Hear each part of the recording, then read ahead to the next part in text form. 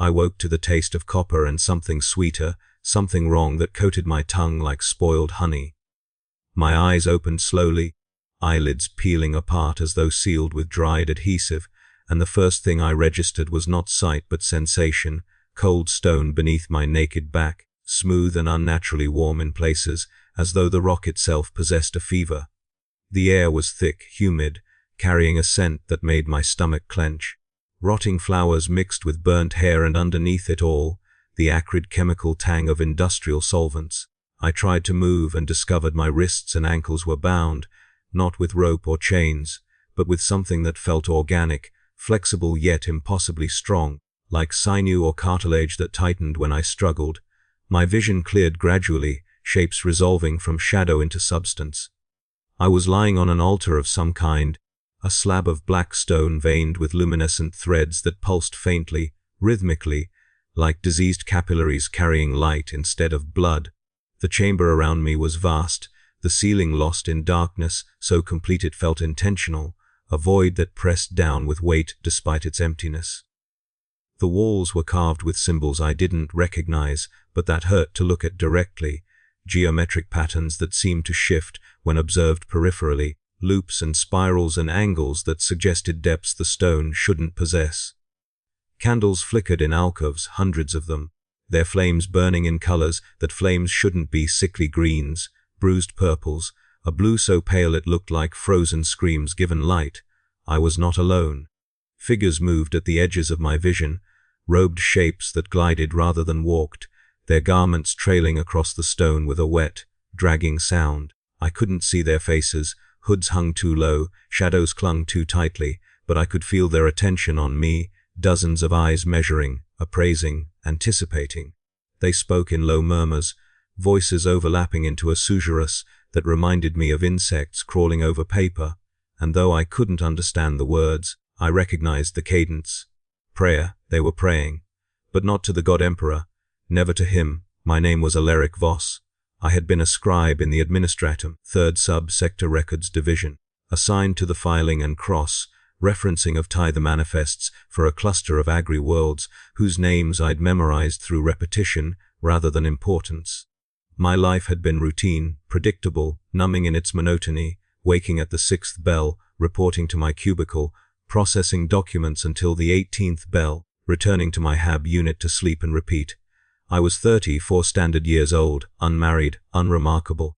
A single cog in the vast machinery of imperial bureaucracy, so small that my absence would never be noticed. My replacement already sitting at my desk before my body cooled. I had no idea how I'd come to be here. The last memory I could grasp was leaving the records hall after my shift, walking through the lower corridors of Hive Primus, as I did every evening, navigating the press of humanity that filled those passages like blood through congested arteries. I'd stopped at a food vendor, purchased a ration bar that tasted of sawdust and synthetic protein, and continued toward the transit lift that would take me down, Hive to the residential sectors, and then, nothing, a gap, a blank space where memory should be, replaced only by this waking naked and bound on an altar in a place that reeked of damnation.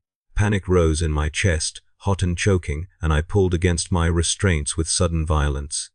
The sinew bindings tightened immediately, biting into my skin hard enough to draw blood, and the pain shocked me into stillness. The robed figures paused in their movements, heads turning toward me in unison, and I heard something that might have been laughter or might have been the sound stone makes when it cracks under pressure.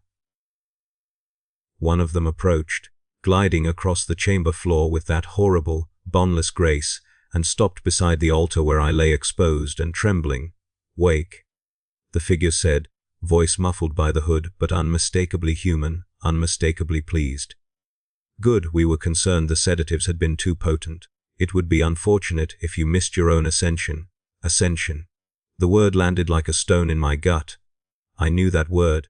Every citizen of the Imperium knew that word, and the 100 euphemisms heretics used to disguise corruption, possession, transformation into something that could no longer be called human.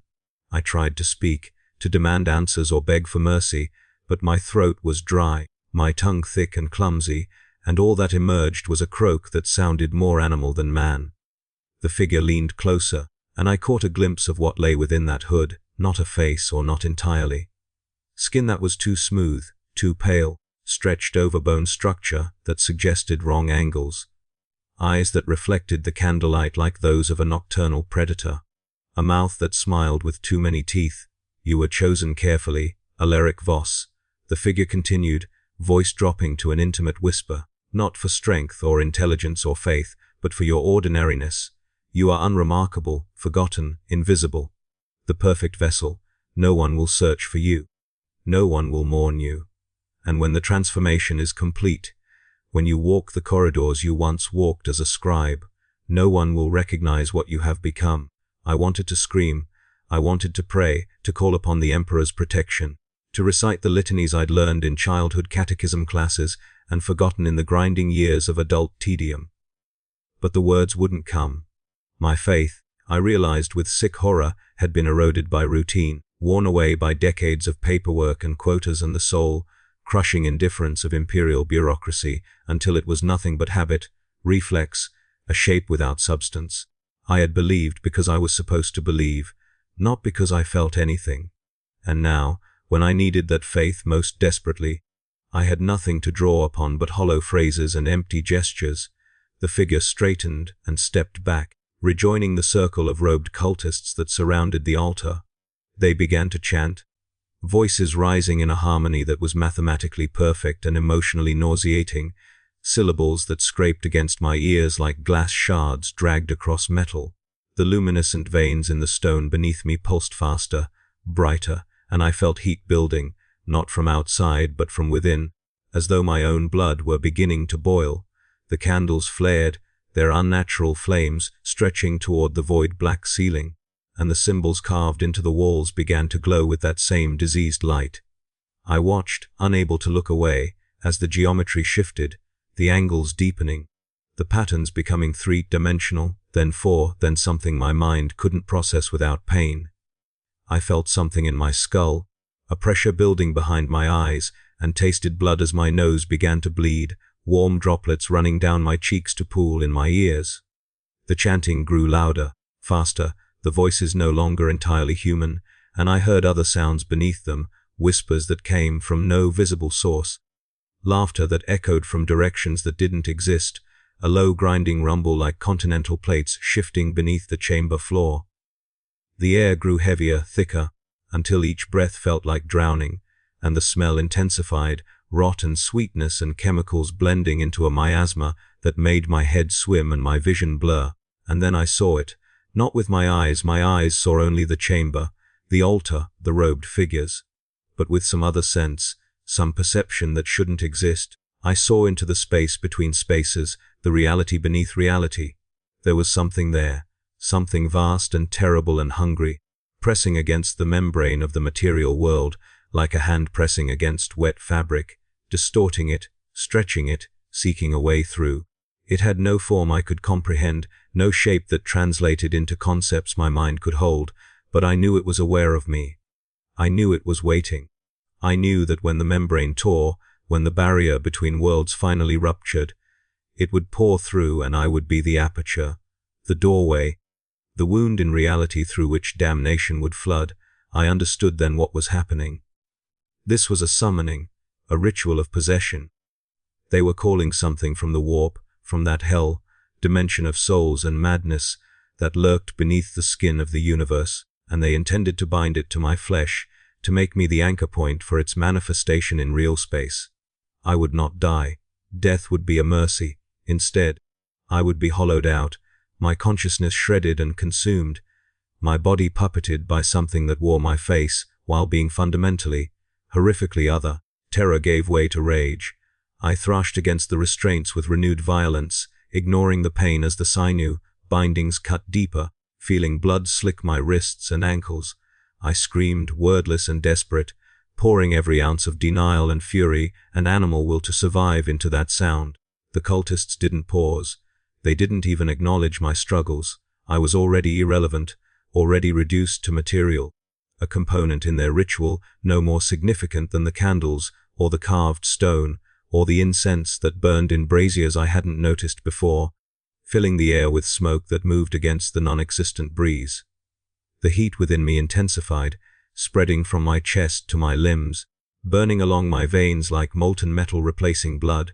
My back arched involuntarily, muscles spasming, and I felt something shifting inside my ribcage, something that shouldn't be able to shift, as though my organs were rearranging themselves to make room for an occupant. The luminescent veins in the altar blazed now, painfully bright, and I realized they were connected to me somehow, feeding directly into my skin, where my back touched the stone, pumping that diseased light into my body like an IV drip of corruption. The membrane thinned.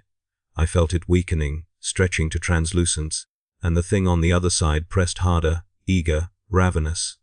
The cultists' chanting reached a crescendo, words blurring into a single sustained note that vibrated through the chamber, through the stone, through my bones. The candles exploded into pillars of flame, their unnatural colors bleeding together into a spectrum that shouldn't exist, and the symbols on the walls erupted with light so intense I should have been blinded, but somehow wasn't, forced to witness everything, every detail, every moment of my own violation. And then the membrane tore.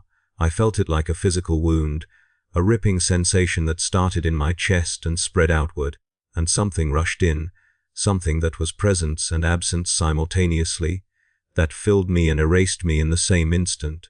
It was cold beyond freezing and hot beyond burning, ecstasy and agony woven together so tightly they became indistinguishable. I tried to scream again, but my mouth wouldn't obey, tried to close my eyes, but my eyelids had forgotten how, tried to retreat into unconsciousness, but some cruel awareness kept me tethered, forced me to experience every second of what was happening. My body convulsed, back arching so severely I heard vertebrae crack, and I felt my skin stretching, not tearing but expanding, making room for something far too large to fit inside a human frame. My fingers elongated, joints popping as new bones grew between the existing ones, and I watched with detached horror as my nails blackened and thickened into something more like claws. My jaw distended, the hinge points migrating backward, and teeth that had been flat and suited for processed rations sharpened into points designed for meat, for rending, for the texture of flesh. But worse than the physical changes was the presence in my mind. It wasn't possession in the sense I'd imagined. I wasn't pushed aside or locked away. Instead, I was joined, merged. My thoughts were still there, still recognizably mine, but they were now tangled inextricably with something else's thoughts, something whose consciousness operated on principles that made mockery of human cognition. I experienced emotions I had no names for, desires that violated every instinct evolution had bred into my species, hungers that looked at human beings and saw only meat and potential and amusing toys to break. The ritual reached its climax. The cultists fell silent, their chanting completed, and in the sudden absence of sound I heard my own breathing, too fast, too ragged, rasping through a throat that no longer felt quite the right shape. The restraints dissolved, the sinew bindings simply ceasing to exist, and I was free to move. I sat up slowly, my body responding to commands that came from multiple sources, cooperation between meat and invader producing motion that was fluid, predatory, inhuman despite still technically being housed in a human frame. I looked down at my hands. They were still recognizably hands, 5 fingers each, opposable thumbs, but the proportions were wrong, the joints too numerous, the nails too thick and dark. I touched my face and felt the bones shifting beneath the skin, still settling into their new configuration, jaw wider, cheekbones more pronounced, eye sockets deeper. My tongue explored my mouth and found teeth that crowded together in rows, overlapping, sharp enough to shred. One of the cultists approached, the same one who had spoken to me earlier, and pulled back its hood. The face beneath was human once, perhaps, but had been modified through ritual scarification and surgical alteration into something that approximated humanity without quite achieving it. The cultist smiled, an expression of genuine warmth and welcome that made my stomach turn because it was sincere, because this creature felt joy at what had been done to me. "Welcome, brother," the cultist said. "The transformation is complete. You are reborn in service to the true powers, freed from the corpse God's lies, elevated beyond the weakness of mortal limitation."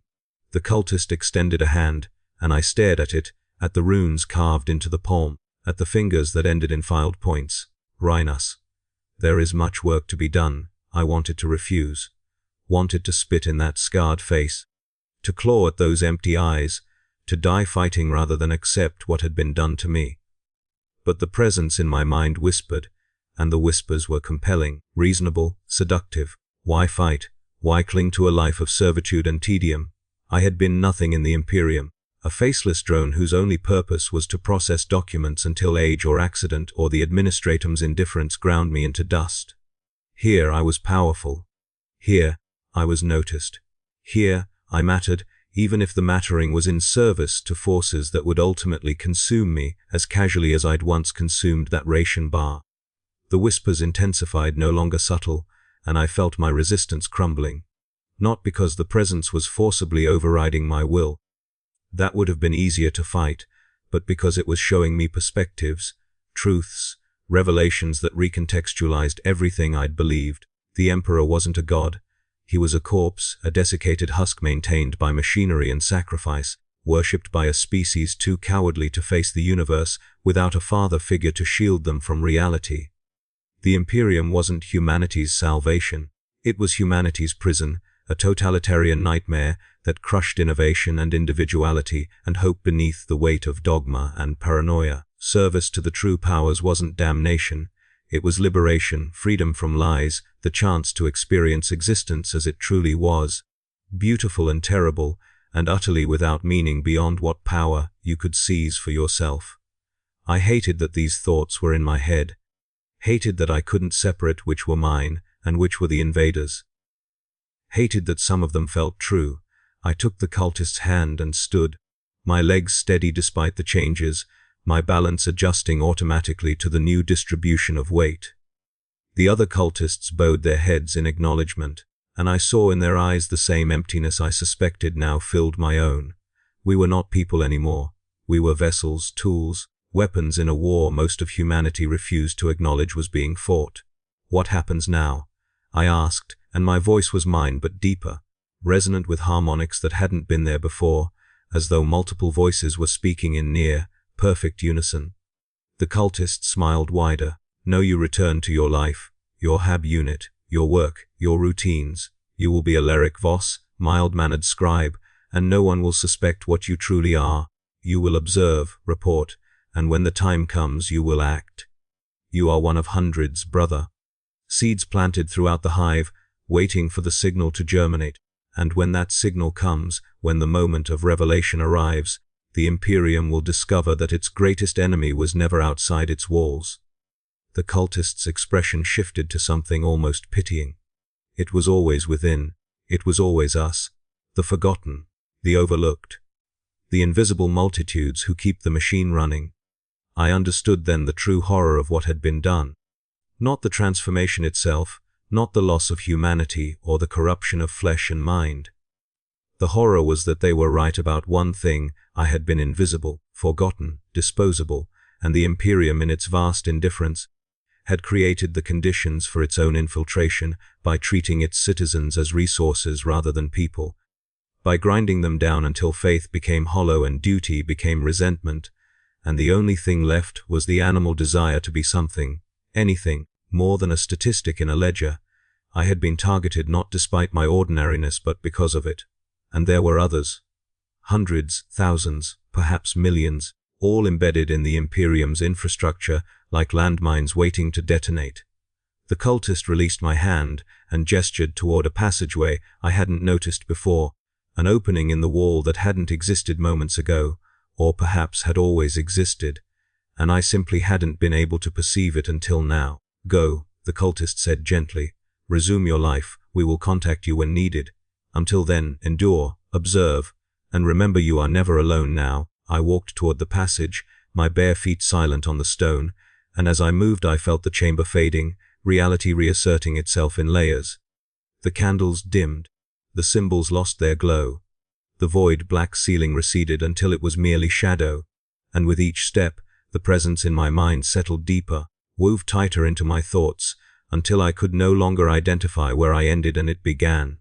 I emerged into a narrow alley between hive spires, The air cold and acrid with industrial runoff, and realized I was clothed now, wearing the same drab uniform I'd worn to work every day for the past 12 years. My identification tags hung around my neck. My work tablet was secured to my belt. Everything was exactly as it should be, as though the ritual had never happened, as though I'd simply dozed off in an alley and woken disoriented. But I knew better. My tongue found teeth too sharp. My hands flexed fingers with too many joints. And when I looked at my reflection in a puddle of run-off water, I saw my face exactly as it had always been, plain, forgettable, human. But the eyes looking back at me were hollow, emptied, windows into a space where something else now lived.